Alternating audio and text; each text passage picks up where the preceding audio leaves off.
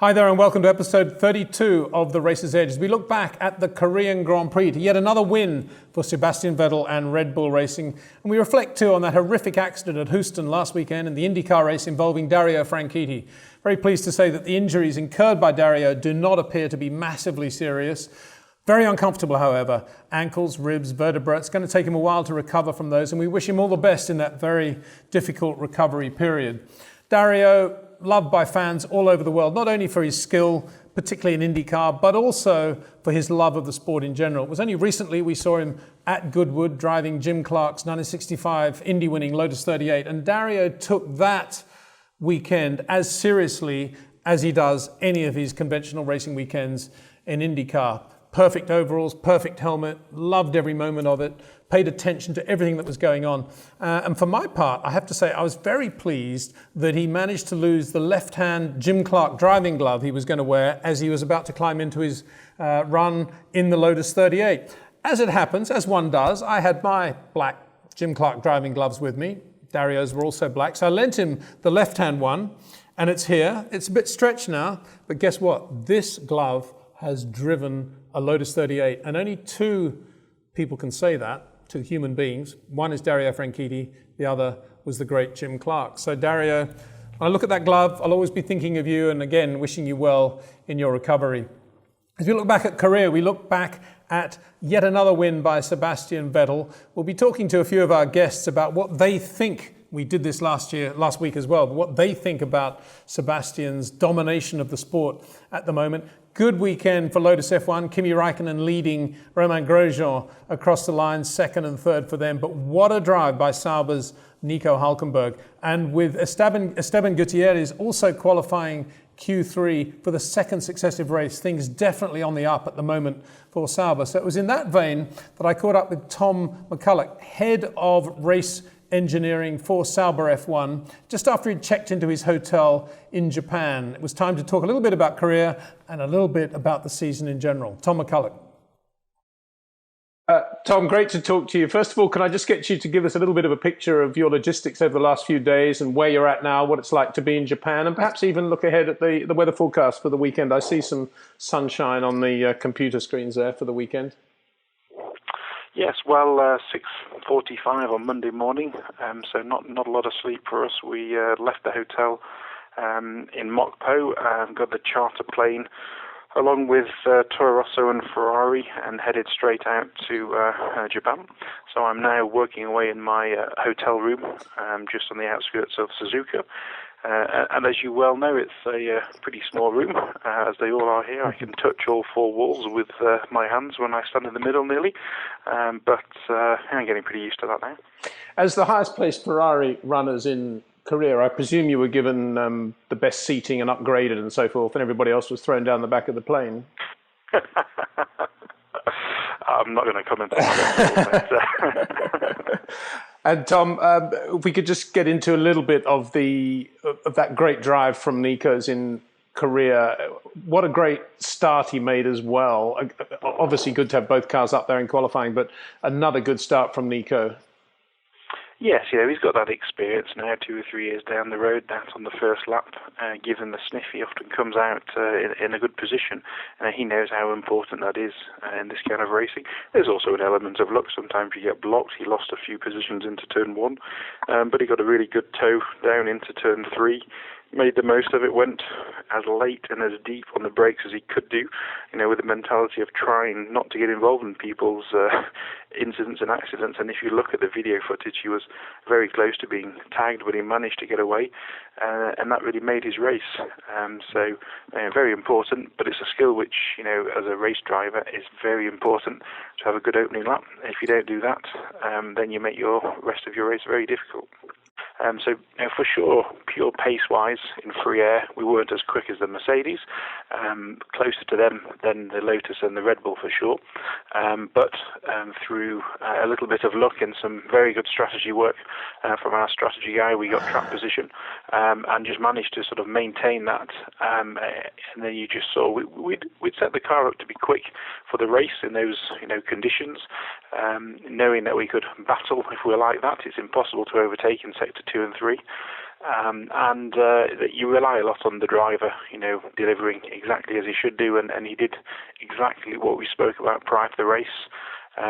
For us, we were hoping to be fighting the McLarens, maybe even the Ferraris. We were a bit lucky after the first lap to find ourselves in 5th place. But then when you have a bit of luck, you've got to take the luck and make the most of those opportunities. Yeah, Nico's makes a habit of driving some very, very good early laps. And, there's so much to talk about with what you've just said. I mean, one of the points would have to be the pit work of the team now as well, because you came in under a lot of pressure where you could have lost position just in the pit work, but it was pretty good. Where are you at now with retained nuts and general performance in the pit lane? Yeah, it's an area which we're not the most competitive, but what we've worked very hard to do is obviously improve the consistency and to ensure that we're not losing to those around us. Ferrari at the moment are still the quickest guys in the pit stops, and we're not at their level. But it's an area which we're developing and pushing hard on. We had some test bits in recent races to improve that. We currently are one of the few teams not using retained wheel nuts, but that's something which we are, looking at doing. Just a continual way of improving every area of the car, really. And what is your average pit stop time now without things going wrong? Yeah, in pit stop practice, we're in the very low 2 seconds, and we can do them under 2 seconds. But as you say, it's when the pressure's on, when the driver doesn't always stop in exactly the right place, it's reacting to that and still delivering a good stop. And there's no point having 3, 4, 5 good stops to race if you have one bad one. So we work very hard at getting that sort of mentality through to the guys. And even if things are starting to go wrong, it's how quickly you react to it. If the car's a bit too close to you, a bit too long, don't just sit there and say, oh, it's going to be a rubbish stop. Say, how can I make that stop still good? And really pushing the guys, and they're reacting very well to it. Tom, obviously a big change with the Pirellis mid-season this year. Equally, it looked as if there was a quantum leap in your performance as a team between Spa and Monza. It's easy to look into external results and just draw conclusions, and obviously I'd need your input there. But I'm wondering, in terms of the second half of this year and how good this is turning out to be for Sauber, and let's hope it continues, how much of that is the Pirelli switch and how much of that is just the inevitable hard grind that all the teams go through? For us, right at the start of this year, people keep talking about the tyres suiting us and us now being more competitive in qualifying and therefore racing. The first 3 races of the year, Nico was, I think, 11th, 12th and 10th in the first 3 qualifyings. We'd had some reasonable pace. It didn't go our way. I think as a team we had a reasonable understanding of both sets of tyres, the ones we started on, the ones we've gone back to. The guys at Sauber are very good on that side of things. The tyre modelling and understanding. Aerodynamically, we had a few problems at the start of the year which were hurting us. We worked very hard on those. It's been a continual push to understand this car, both just from the base car in the wind tunnel and CFD, but also to make sure on track it's doing what it should be doing. For sure, as we lowered the front ride height in conjunction with the new tyres, that helps us, but I suspect that helps most people. The biggest update for us actually came at the Budapest race. The performance of the car in the areas that was weak at the rear in the lower speed was quite dramatically improved with our different exhaust and rear bodywork, totally different to everything we've been running before. And that sort of coincided with the change of tyres, so you can understand how people sort of jump on that. The tyres haven't hurt us, and just, aerodynamically lowering the front of the car, the shape of the tyres, we understand what that does, and it's good for us. But I think it's good for most cars, lowering the front ride out of a Formula One car dynamically. From there, actually, there's been quite a few more updates on the car, all targeted at the same thing. And there have been updates from the front wing to the deflectors around the side pods, brake ducts front and rear, the floor, rear wings. We've just been pushing a lot to understand and to improve, which is a decision we really had to take, having had a difficult start of the year in terms of points. When we looked at our performances and the car race after race, we could see we were not a long way away from scoring points. But if it's tight and you're the ones just at the back of it, then you just don't score the points.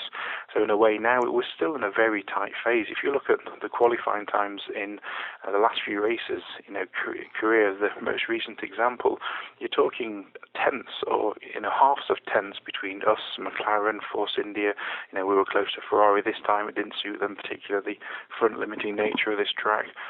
But also even Toro Rosso, the differences are so small when you come back after a race weekend and you analyse the performance of the car in the long runs. It's very, very close.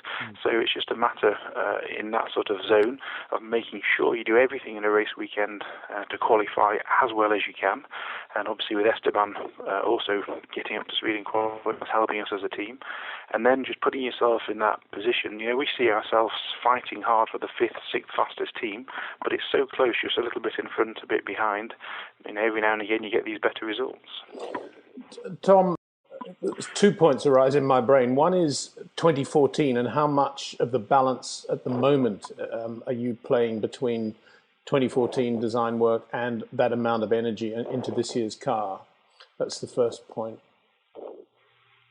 Yes, so for us it's obviously very important to us to deliver a good car next year, having had a difficult start to this year.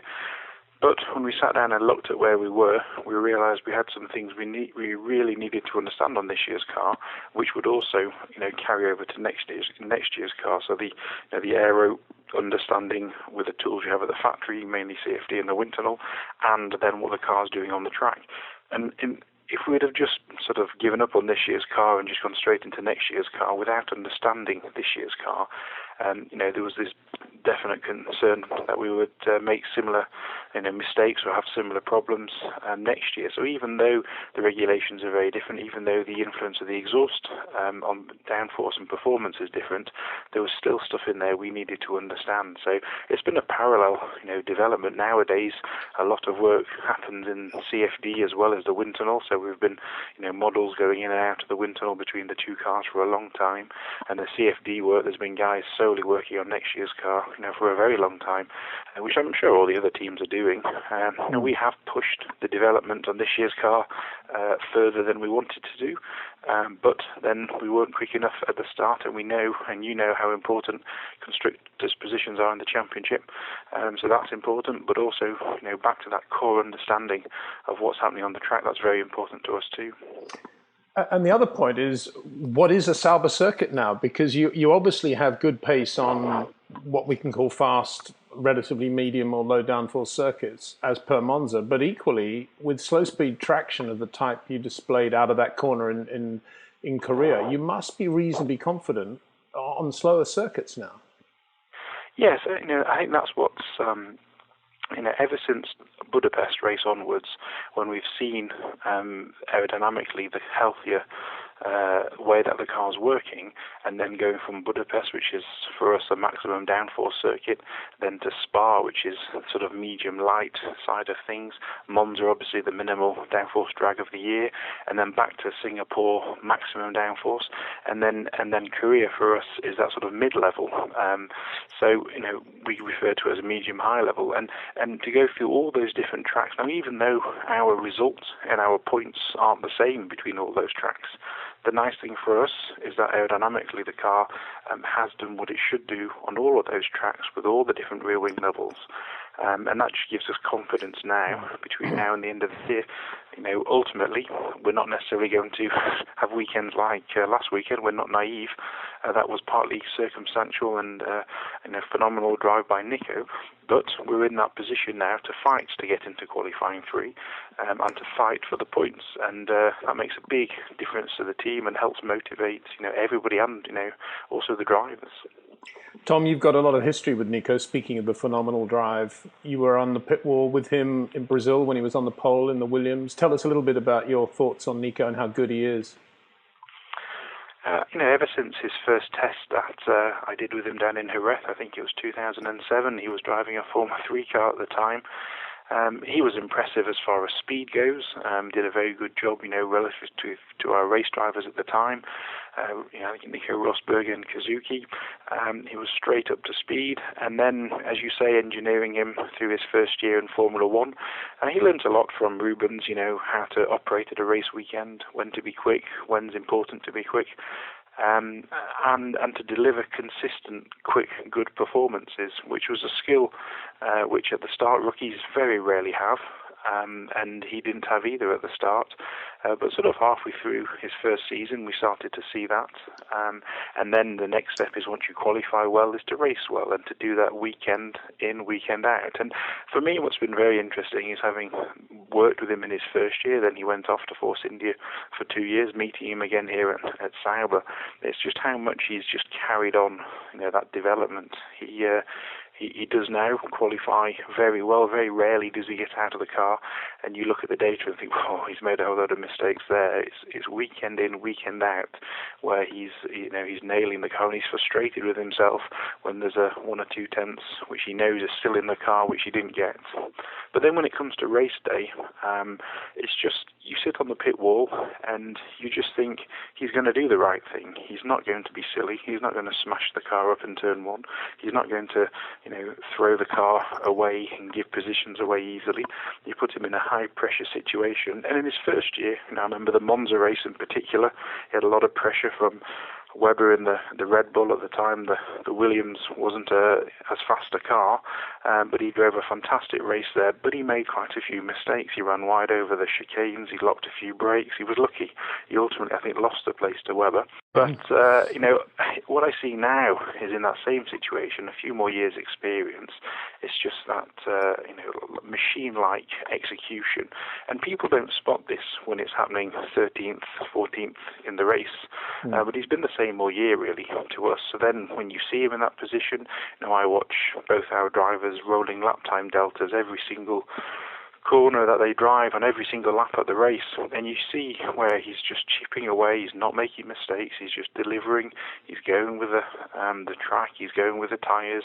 He understands the big picture really well, and it gives you confidence in the race to be a bit more aggressive. The strategy engineer took some risks this weekend to keep ourselves in phase, knowing it would be difficult to get to the end of the race without a safety car. But you just have the confidence he's going to be able to handle that.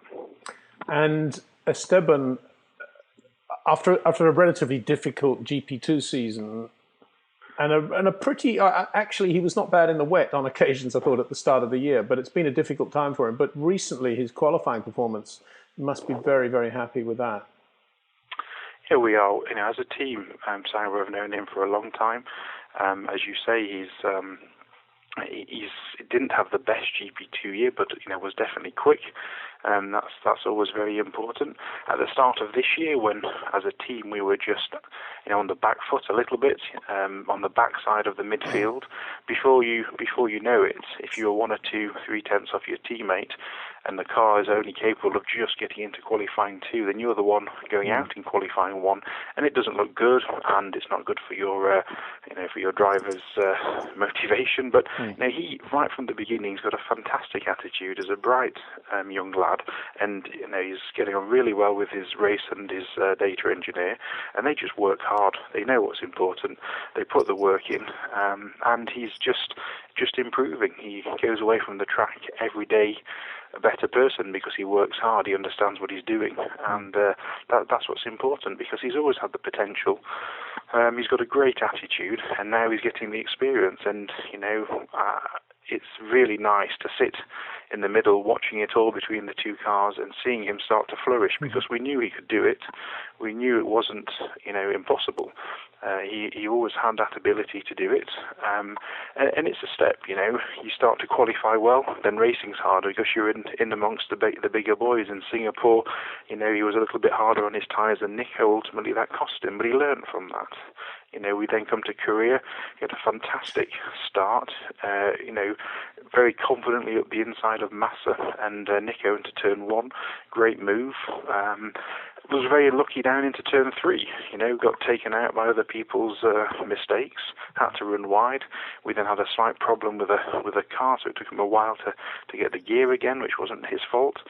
He then lost a whole load of positions, and from then it's very difficult to race back. But actually, his management of the tyres and his given pace was good. The racecraft side of things didn't. A few little things didn't go quite his way, but I guarantee you, the way he works, he'll be a better driver again this weekend in Suzuka, and I'm really looking forward to the run in at the end of the season with him. Well, we are too, and again, well done on a great year right now as it's panning forward for you, Tom. And one final question, just in terms of restaurants and something to do on a Sunday afternoon when you're free, compare and contrast Grove, Oxfordshire with Zurich, Switzerland. Oh, well, they are very different, that's for sure. The area of Switzerland, Hinwil, that the Sauber factory is based in, is a beautiful part of the world, and there are some fantastic restaurants, maybe a little bit expensive sometimes, but some really great places to get out to. And it's not a very big country, so you can get in the car and within half an hour, see a lot of very different things. But yes, for sure, they're pretty good in the kitchen too. Tom, great talking to you. Thank you so much, and best of luck this weekend. Tom McCullough of Sauber. Turns out that his travelling aerodynamicist, Johan Becker, is in his spare time the race engineer to Felix Rosenqvist, who interviewed on last week's show, Formula 3 driver, Mucker team in Germany. And actually, when he's not doing that, Becker runs his own Formula 3 team. So I like Formula 1 people like that. They just cannot stop getting involved in motorsport. We never got round to talking about the weather, actually, with Tom. From what we can see on the radar at the moment, looking ahead to the Japanese Grand Prix, and I know there's been a typhoon in China. Gladly, it's not heading towards Japan. But it looks as if it will be unsettled on Friday, but sunny, around 22 to 25 degrees on Saturday and Sunday. So that'll be very nice. The Korean Grand Prix was notable for many little incidents. One of them, of course, Sergio Perez had a front tyre apparently delaminate. It was explained later by Pirelli, and I quote from Pirelli's press release here, regarding Sergio Perez's front tyre issue, we've been able to determine very quickly that it was the result of a flat spot caused by a lock-up under heavy braking. We're obviously on exactly the same construction as we raced last year, so there's no underlying problem, while flat spots or punctures have always been an integral part of racing. So pretty clear, when the tyre company says this was caused by a flat spot, and when the team admit that that set of tyres had done 21 laps, and it was under heavy braking, and Sergio Perez, we know, is the sort of driver that hits the brake pedal hard and just expects the car to stop. He's a very, very late braker, in other words. He's not a Kimi Raikkonen squeeze the pedal merchant, or indeed Lewis Hamilton brakes that way as well. No, Sergio very different to that. So that was it, cut and dried by Pirelli. I thought it was a bit off, really, that Red Bull, when describing Mark Webber's puncture, described the Perez tyre problem as a Pirelli tyre failure with no other explanation at all. And indeed, McLaren themselves were not particularly kind to Pirelli either. They said, Martin Whitmarsh is quoted as saying, after a delamination destroyed his right front tyre and his front wing. No mention of the flat spot there either. Now, I say all that in the context of the Pirelli Furore that's coloured certainly the middle part of the 2013 Formula One season.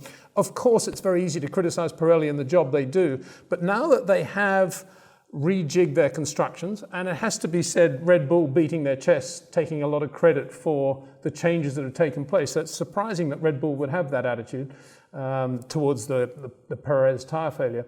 I think it's still very strange that the Formula One teams are not basically towing the line, and if there's a delamination caused by a flat spot, they're not saying that. And there's all sort of hidden innuendo in there. It's got to stop, in my view, because Pirelli are not in this sport for fun. They're in it because they want to benefit from it, obviously from publicity. They're in it under certain conditions of involvement. And it behoves the Formula One teams and the Formula One industry to speak correctly about Pirelli. I was going to say well, but I think correctly is the appropriate phrase there. Now, a team which certainly has just cause to say they've been affected by the change of the Pirelli constructions since the middle of the season is Sahara Force India. They haven't really had a good qualifying session or race ever since those new constructions came into place. You don't actually find them complaining, you just get them to explain what happened. And that's what Otmar Szafnauer, the Chief Operating Officer of Sahara Force India, did when I spoke to him after Korea about that and other matters concerning the team. Otmar, thanks for joining us. Disappointing to have to say yet another rather scrappy looking race from your point of view. I guess there's no magic to it. It looks like the team's been a little bit, well, more than a little bit, off the boil since the change in the Pirelli tyres mid-season. Yeah, that certainly didn't help us. And we're still frantically working hard to understand the differences. And I'm not sure we understand them completely yet. We had a very good race pace in Singapore. Quicker than any of the midfield runners and up with the Mercedes. But in qualifying, we weren't quite there yet. Although we do set the car up for the race more so than qualifying, because that's where all the points are earned, even in a place like Singapore. Yeah, and when you know going in that you're going to be struggling, perhaps in qualifying, it does make sense to focus on a race setup. And of course, in Singapore, Paul di Resta had that great run, kind of out of sync in terms of strategy, but as you say, it looked very good up there. Let's just have a look at Korea. It was a scrappy day for Adrian Sutil. Quick in qualifying again, but he got that drive through for speeding, and then of course had the incident with Mark Webber. Yeah, I mean, up until that, I think Adrian's race was significantly compromised at the beginning when, was it Massa that spun? Yeah. And he had damage to his front wing as well as to the floor. So after that, it was always going to be difficult. Although he was setting some in free air, he was setting some great lap times. Again, the car race pace wise was pretty good. He was third, fourth quickest car on the track for a significant amount of time, and lapping significantly quicker than Paul, who was in traffic at the time. So that looked good until he, the restart where he locked up the rear and hit Webber. Which I guess comes under the heading of tire temperatures. I think so. I think his rear tires were cold at the restart. The safety car, I wasn't in Korea, I was in our operations room, but the safety car was out for quite a long time. And with that, the tire temperatures go down. And try to get them up as you may under a safety car, it's difficult. And what happened with Paul and that weird-looking spin of his? From what I understand, is he took a bit too much curb, and which upset the rear of the car, and the rear came out. Otmar, in a nutshell, what changed with the Pirellis from your point of view? Where were they? Where did you start the year? And what is the problem you're actually facing now? Well, Pirelli gave us some information on those tires well before the season. We also ran them in Brazil last year, so we had a good indication of what the 2013 tires were going to be like and how they were going to be different from 2012. So we spent the winter making sure that the car would work with the new tires, which I think we did a good job. Thereafter, when you get a change mid-year, we just don't have the resources to stop development on 2014, put the old car back in the tunnel with the new tires and try to redo the development work around a new tire. We just can't do it. We're too small. So then you have to do it empirically, and meaning you've got to do it at the track, and I don't think we're on top of it yet. Some of the other teams either did the work or the old new tire, so to speak, just suited their car better. A comment that perhaps we could make about Sauber, for example. Yeah, I think the more work you did over the winter on the 2013 tire, perhaps, and did a good job at that. Perhaps you're further away from the 2012 tire, and then when you have to go back to it, you're further away. And maybe that's what happened with us. We did a decent job with the 2013 tire, and the better you do work on that, when you have to revert back, the further away you are from the other ones. And another component then, as you mentioned, Otmar, is the size of the team and the budget and the facilities and the resources, as you've correctly said. I know you've always had a brain for the marketing and the economics of Formula One. Where is Formula One at now in terms of its sellability for without being in any way unkind, for a mid-range team like yours, the sort of sponsorship budgets you would hope to be able to attain? What state are we in terms of the economy now? Well, I mean, I think a mid-grid team like ours probably sells sponsorship space and packages at different rates from the big teams. So if you go to a mid-grid team and you're a sponsor, perhaps for the same amount of money, you either get more space or the value proposition has to increase somehow, as opposed to a big team, and that's how we compete. I think the more important thing is what's the pool of potential sponsors to Formula One, and that's what we've got to increase, so that big teams as well as smaller teams and mid-grid teams all can have an opportunity to present themselves to those potential sponsors. When the pool is small, that's when it becomes difficult. So how do we make that pool bigger, larger? Well, I think, in today's sporting arena, there's so many sports vying for the same companies to sponsor them. And I think the fan has a lot of different options today that perhaps didn't exist 20 years ago. There's so many sports you can watch now. What I believe Formula One has to do, and it's done a great job in the past, is to make it unique. There's nothing else like it.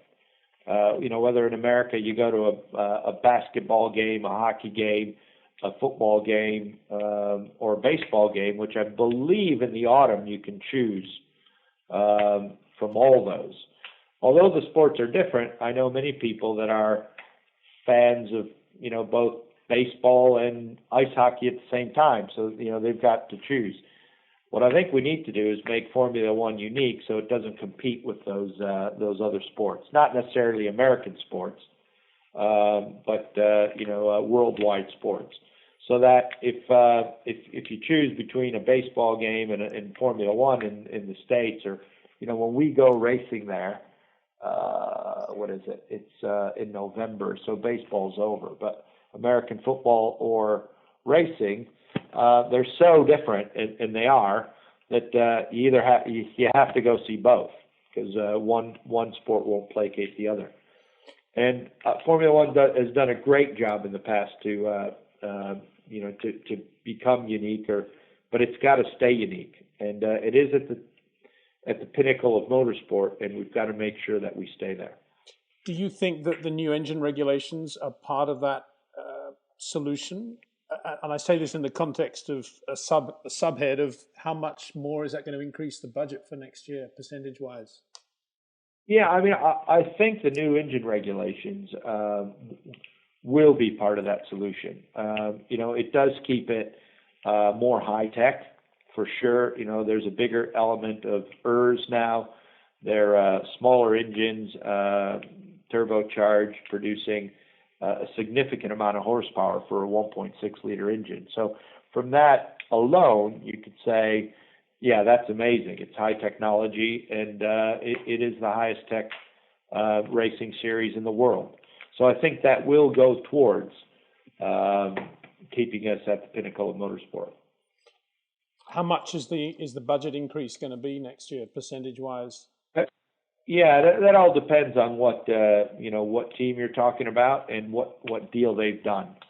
I think probably for the manufacturer teams, the manufacturers had to spend a significant amount of money developing these engines. So, if you're a Ferrari, you've probably spent more than a customer team will. For us, we've got a contract with Mercedes. I think we've done a good deal, and the Mercedes package will be affordable. Otmar, in the past, Sahara Force India have done a pretty good job of not having to go full head on down the rent-a-driver route. For how long can you sustain that policy?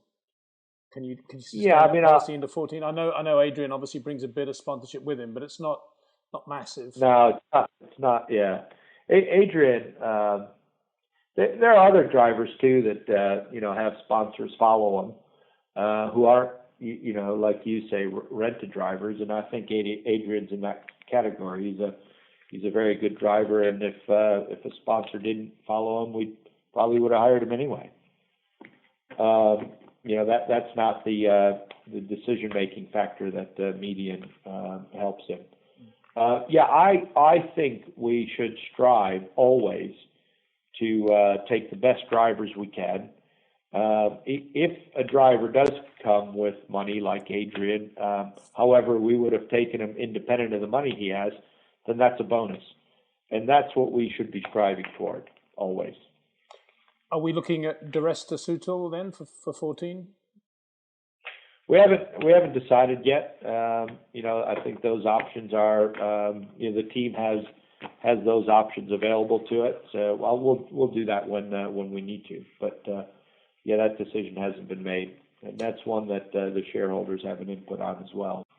And finally, Otmar, we have Japan obviously this weekend. We have India looming as well. How is India now in terms of your team, potential money to be raised there? I know the future of the race very much, sadly, very much in doubt. But how is the Indian economy now? How's it panned out, and what are your thoughts on that?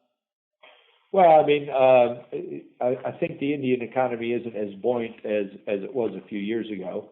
However, having said that, we still have a big presence in India. Our Indian marketing team and commercial team in India are working hard on getting some deals done for the Indian Grand Prix.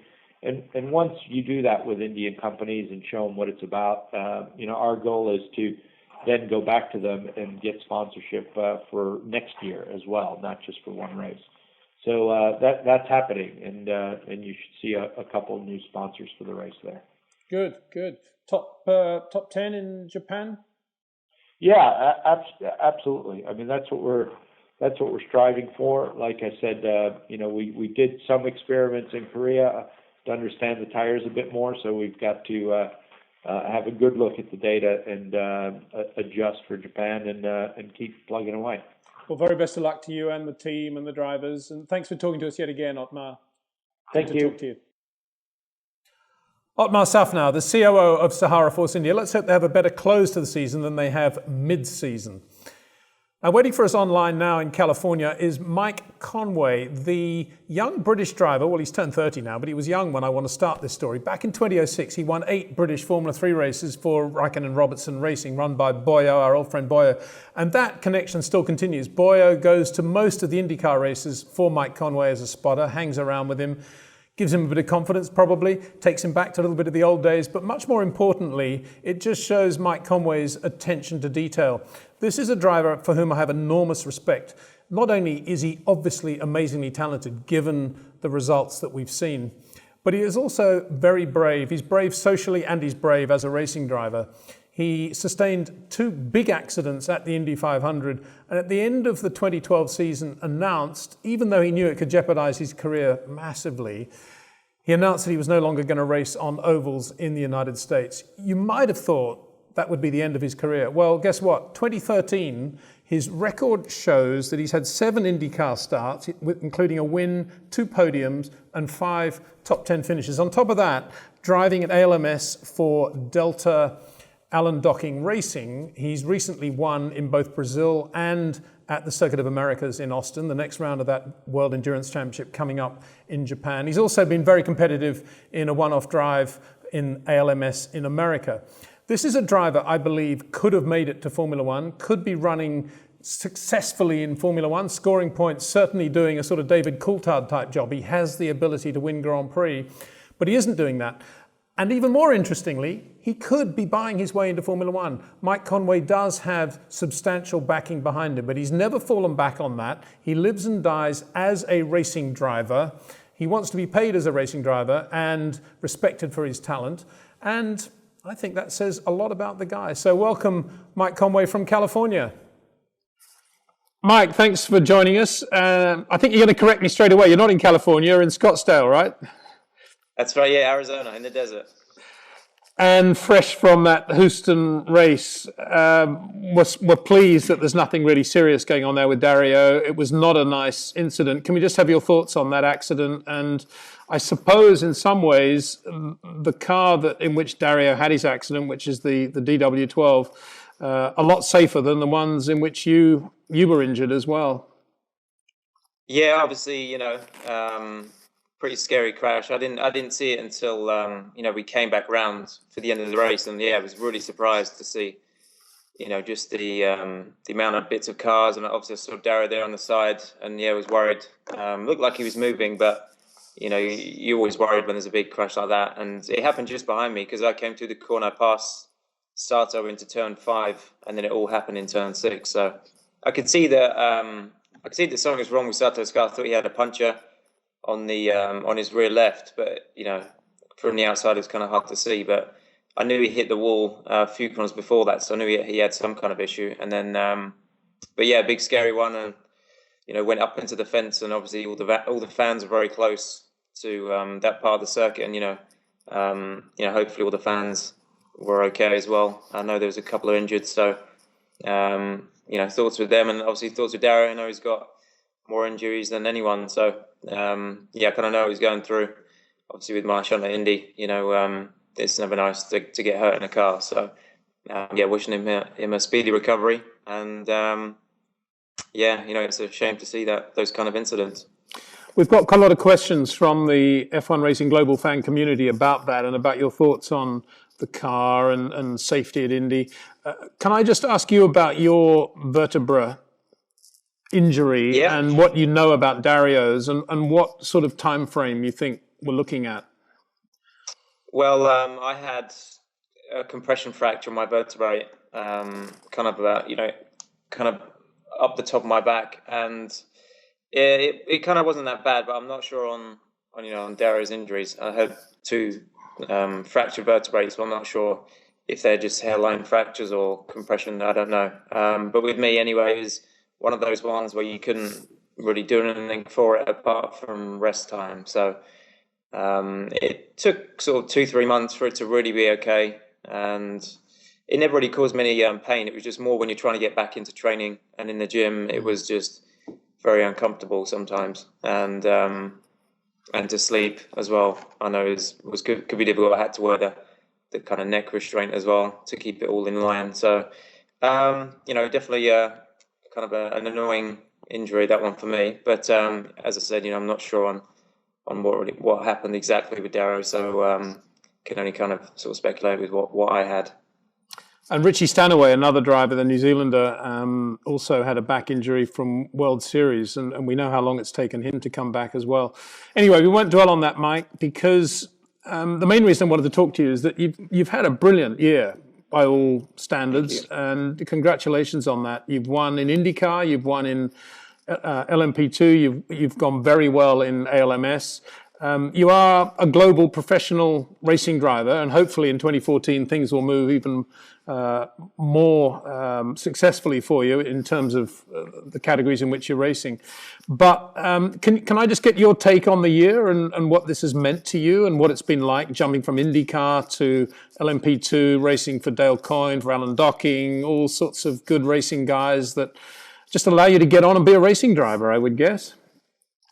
Yes, yeah, thank you. No, it's been a great year in terms of, jumping into different things and having instant success. So it's been, at the start of the season, I didn't think I had much going on. There's one IndyCar race that I had with Rahal at Long Beach, and that was for definite, and the rest of the year was kind of a bit unknown, really. And, picked up the ride with with ADR Delta in the WC series, and that started off really well in terms of speed. We were very quick to start with, and then we just didn't quite get the results we should have had. And then and then I got some calls from Dale, wanted me in the car for Detroit, and jumped at the chance to get in, and we had an awesome weekend. So yeah, it's been great. Anything we jumped into this year seems to have gone well. So it's been a great year, and it still isn't finished. It's still 3 WC rounds to go for me, and I can't wait to get on the track. It's the last 2 we won, and we need to keep winning. We've got a chance to win the championship. It is going to be difficult, but if we can keep the form we have at the moment, we'll definitely be in for a shout. Well, let's just fill out some of what you were saying there. In Detroit, you had a pole and you qualified third for the other race, and you had a win and you finished third. So a win and a podium in 2 races over the same weekend in Detroit. Just spectacular. And the last 2 LMP2 races have been in Brazil and at the Circuit of Americas in Austin, where you won in both of those in that Oreca Nissan. And as you say, still more of those to come. Okay, let's get on with some of the fan questions now. This is from Lee Burkett in the United Kingdom. Hi, Mike. Do you think safety would be improved with making all single-seaters closed cockpit, or would that be unwelcome by the drivers and by you? I wouldn't say unwelcome, no. I mean, I know I've saw some drawings of some, over the cockpits that they were talking about for Formula One for maybe 2015. But, it's always, I think we're always for safety, especially the drivers. We always want to, make sure we're protected as we can be. And, I'm sort of welcome to any changes, really. But, yeah, I suppose if it's realistic, I mean, you look at the LMP1 cars and with the closed cockpits they have, I think they look awesome. So, I don't know. I mean, they would look a bit different. Obviously, a single seater is a lot smaller, and the cockpit would have to be, quite a bit smaller as well. So, but if it makes it safer and protects our heads that little bit more, I think we're all for that one. Jonathan Edwards, also the United Kingdom, and this obviously is a reflection of your brave, if that's the right word, decision not to race on ovals at the end of 2012, which is something that could have hurt your career, but as it's turned out, it hasn't at all, and things are going well for you, which is great. But Jonathan's question is racing in a dangerous series on ovals, nonetheless, would that be better than not racing at all? Well, I mean, decision for me to step out was just a case of me just not wanting to do that anymore. And the risk was kind of more than I wanted to take. And I mean, obviously the speeds on the ovals, especially with a single seater, is quite different to, obviously the speeds are very high in Formula One, but the kind of the chance of mistake and the room for error is a lot smaller, especially on the ovals. So. It's been a bit, obviously the start of IndyCar has been, Indy 500, and, that has to continue. But I think they're always going to look at ways to improve it. So, whether that comes from more of the car or the way the circuits are made these days, they're always trying to improve things, and there's always testing going on in the background that the public don't see. And these things come into play. And eventually kind of put into place. So it's a constant, ongoing thing that everyone's working on. And I think we'd all obviously want to be out there racing safely, but we all know that motorsport can be dangerous, and it's been part of that for many years. But I think, as you've seen, as the years have gone on, things have got safer. So I think if we just continue down that path to getting things better, we'll just keep improving. Michael Potenciano from the Philippines. What do you consider to be the hardest and most frustrating hurdle getting into Formula One?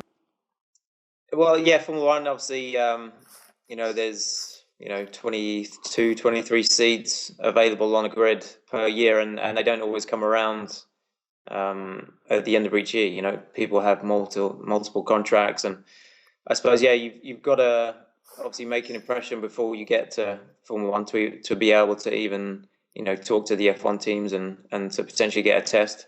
And then, I don't know, I mean, sometimes it's just timing. the way you kind of get through certain categories and make your way to Formula One. You can arrive just at the right time when things open up for you. But in other cases, you might just be hanging around in the lower categories for that little bit longer. But, the opportunity is still there. I think if you're very fast and you're winning, I think, that's all you can be doing really to try and get there. So, but it is very tough. I mean, it's an exclusive club to be in Formula One. And, I think, anyone that gets a chance just to drive one is a feat in itself. Christopher Thorpe from Canada. What's your favourite corner anywhere and why? Any racetrack, any car you've ever driven? That's a good question. I suppose each track you go to has, that little unique section that you really like. And it's normally the ones that you end up winning on that, become your favourite. So, but still, I think one of the best circuits, for me anyway, I think Silverstone Grand Prix circuit and Spa, I think just because they're so fast and flowing, like Spa, for instance, as you come down the hill through Pouhon, then you have the chicane, the right, left, and then the next right, they're just really flowing corners. So when you get them right, it just feels so good. So it's, I suppose just to have one corner, I don't know, it's very hard to say, but it's, definitely those two circuits are probably my favourite. But then saying that, this year I experienced some new circuits like Le Mans, 24 hour, and coming through that last section, I think that has to be, again, another favourite for me, coming through Porsche curves. That's really tricky and very fast. So probably take that down as one of my favourite corners, Porsche curves. Peter Gibson from the United Kingdom. What would be your most memorable race so far?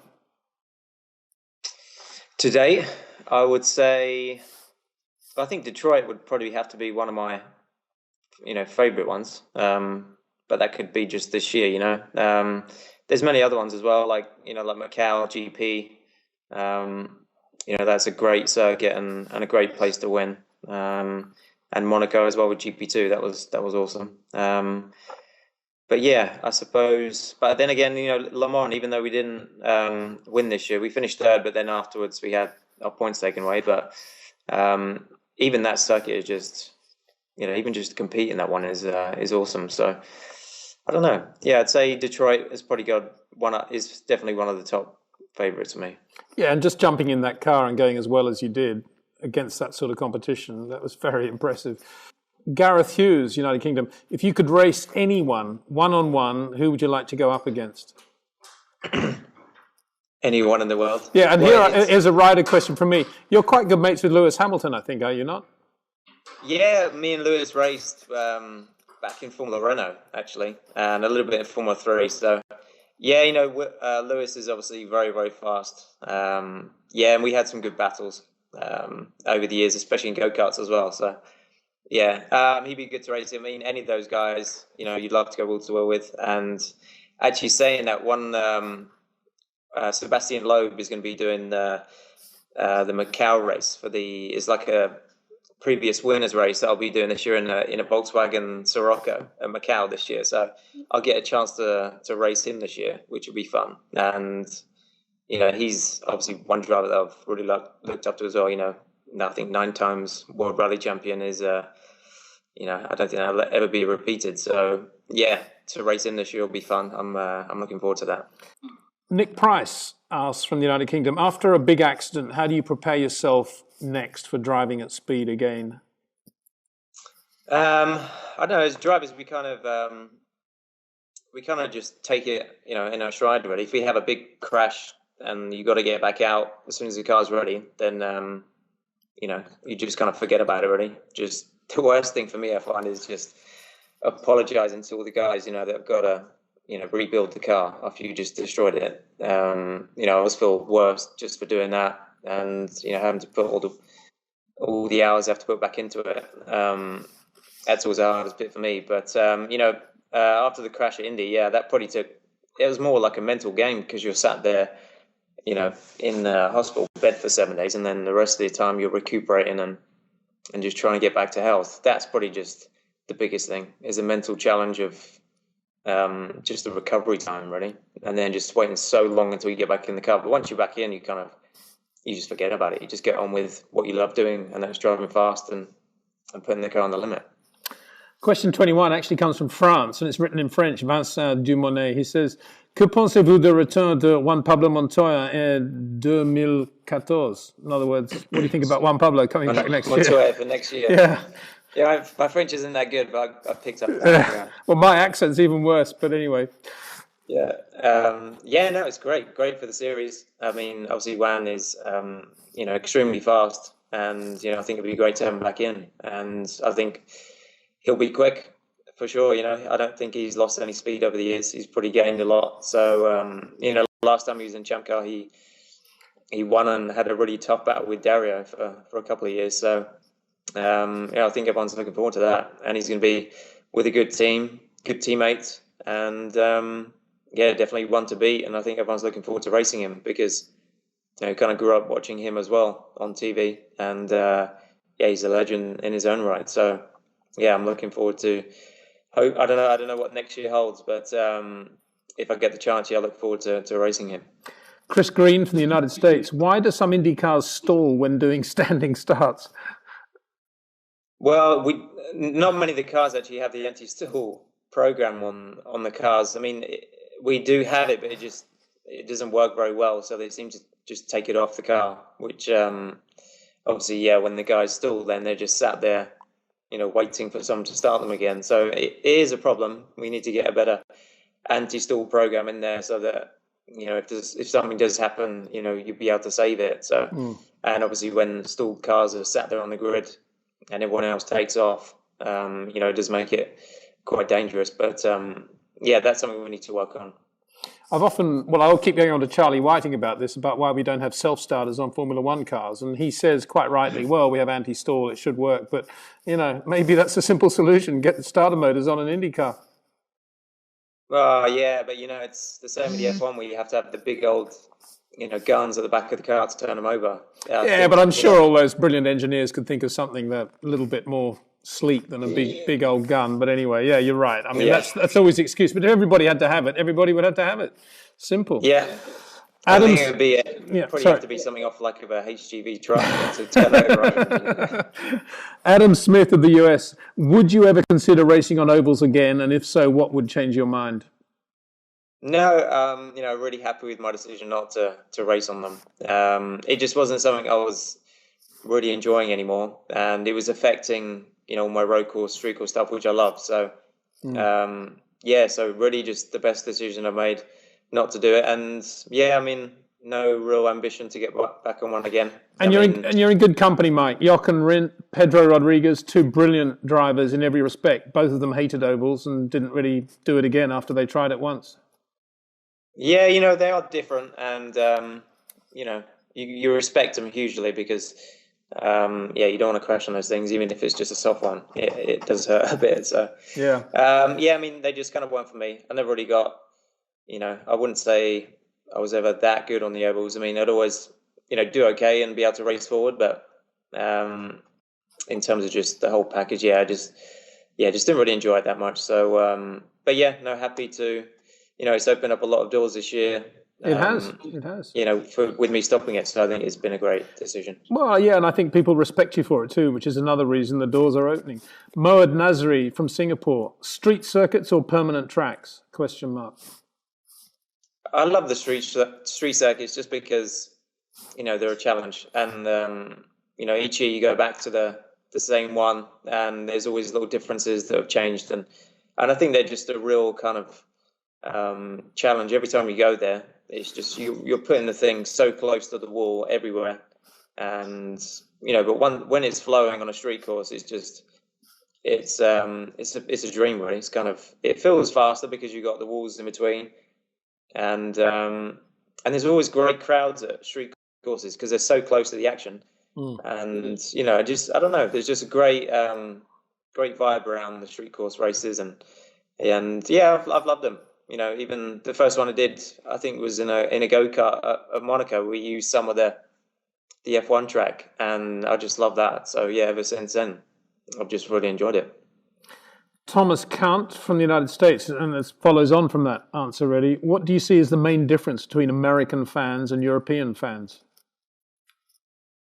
I don't know. I mean, all similar. I mean, obviously, all the fans are very passionate about racing, and they all want to get as close as they can to the cars and the drivers. And I think they have a little bit more of a chance in America to get a bit closer to the fans. Especially like IndyCar, you can walk around the paddock and stand outside the back of the tent and have a look at the car and get a good close up look at it. See the drivers wandering around. Where Europe can be a bit more, shut off with the pass. You need certain passes to get in places and stuff like that. But I think they're all very passionate about motorsport and live and breathe it as much as the drivers do. So yeah, I mean, in terms of that, they're the same.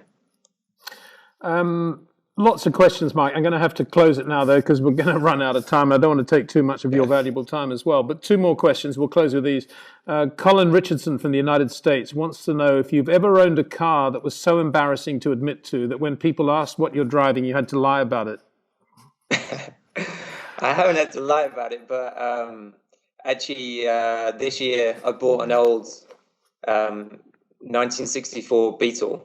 Volkswagen Beetle, and everyone was asking me like, why the hell did you buy that thing? And it's funny. I mean, I just like the look of it, but yeah, the thing's only got like 40 horsepower, so it's as slow as Christmas. But I don't know, it's a bit of fun, and I like the old kind of look, the 60s look of cars with the big old arches and the white wall tires and stuff. So but yeah, I don't mind. I kind of laugh about it. It's a fun little project that I kind of, do some bits on here and there. So, but nothing. And that's in Arizona, right?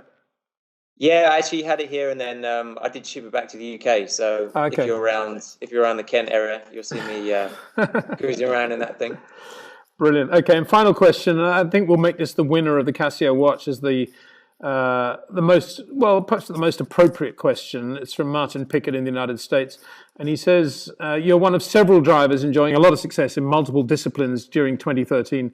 Given that you've had victory in both WEC and IndyCar and quality stints in ALMS, you find yourself in the enviable position of talking to many teams about 2014. In your head and your heart, what would you love to drive next year? I'd love to be able to do, what I've done this year, but a bit more, to be honest with you. I've loved doing, obviously IndyCar the last 4 years has been, my love, I suppose. It's, love being part of the IndyCar series and driving those cars and being part of the championship. And, living in the States, I've really enjoyed that as well. So, I'd love to be able to put together a full road course, street course program if I could. But then, at the same time, I've really loved all the WC, events I've done, Le Mans 24-hour, and the Mosport race I did with ALMS. So, if I could keep as busy as I have been this year and maybe a bit more, that would be ideal. I'd love to be able to do, a lot more racing. I really enjoyed just getting into different things really and just learning different skills. So it's been a lot of fun. So I'd love to be able to do, what I've done this year again and a bit more if possible, but I'm just not quite sure yet what next year holds. So we'll see. Well, let's hope it holds all that and more for you, Mike. And thanks for spending time with us. Thank you. Congratulations on an excellent year. A lot of winning, a lot of perseverance, a lot of determination, and a guy out there just enjoying his motor racing. It's a great pleasure to see. Thanks for joining us. Thank you. Thanks, guys. Great talking to you. Mike Conway, very versatile driver. It'll be interesting to see what he gets up to in 2014. Well, that's about all we have time for in this week's episode.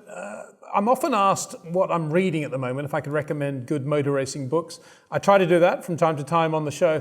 2 books have come my way recently, neither of which you may not have come across. One is by Dan Gerber, a gentleman I actually met at the Italian Grand Prix at an event there. I had no idea he was an author when I met him. Lovely guy. And he's written this lovely book of non-fiction, including some brilliant stuff from Indianapolis around the 70s. Some really good stuff in there. And I mentioned this before, but Mel Nichols, to me, one of the great all-time motoring journalists, his collected works as well. I've really enjoyed going through that. We came over the crest and into the valley, and there ahead of us lay an open, loping stretch of road. That's the opening sentence to his 1980 report on the Ferrari 365 GTB4 Daytona. Nice car. Mel always made you feel as if you were driving next to him in the car. That's what I used to love about his reports. And you may also know that on our website, peterwindsor.com, we've been following Jim Clark's 1963 epic season. He's won the World Championship now, 50 years ago. Race by race, as it happens, this last weekend was the US Grand Prix at Watkins Glen. And I thought it was quite funny, actually, to receive a message from Rick DiNatale about that. He says, the Glen. I'm going to put a slight American accent here. I attended the US Grand Prix there every year from 74 up until the last. I remember sitting on the outfield grass in the Anvil during pre-race practice in 76 on Sunday morning when Nicky Lauda stopped to adjust his balaclava under his helmet. Well, there you go. And the paddock passes were great, because in the piece I talk about 63 was when that Kendall Tech Center actually appeared for the first time. This was before either Formula One or America's Cup teams hid their secrets. One year, Michael Andretti was driving a kart in a supporting event, and I got to meet him and his dad outside the Kendall Center, although at the time I wasn't entirely sure if it was Mario or his twin brother Aldo, and it might have been John instead of Michael. That's the Andretti's for you. Several years ago, Mario came to open a new Firestone tire store near where I live, and I said, I think I met you back in the 1970s, and he replied without missing a beat, yeah, I remember. I then told him the story, and after chuckling, said that indeed it had been him and Michael. That was very nice, I thought. And just going back to our opening theme of Dario Franchitti, wishing him well, and those wonderful laps and memories he gave us from Goodwood in the Jim Clark Lotus 38. Message in from Robert Baird, who says, although I did not get to Goodwood, I've seen these cars at various Club Lotus do's, and the thing that strikes me is the purity and simplicity of the analog era mechanical racing cars. I feel Formula One would be improved if we could simplify and delete things like KERS, DRS and tyres that disintegrate in 5 laps. Oops. I feel, for instance, that aside from stipulating natural aspiration and the use of pump fuel, no further regulation is necessary regarding engines. I wish that was the case, Robert. I feel Colin Chapman, would have difficulty tolerating the restrictive nature of 21st century Formula One, being as he was the ultimate conceptual engineer. Anyway, the Lotus Elans look nice. The S3 Coupe is the prettiest Elan of all. Did the red one have vents put in after? The answer to that is no. It was a late 65 S3. And where can I get a pair of Jim Clark driving gloves with which we open the show?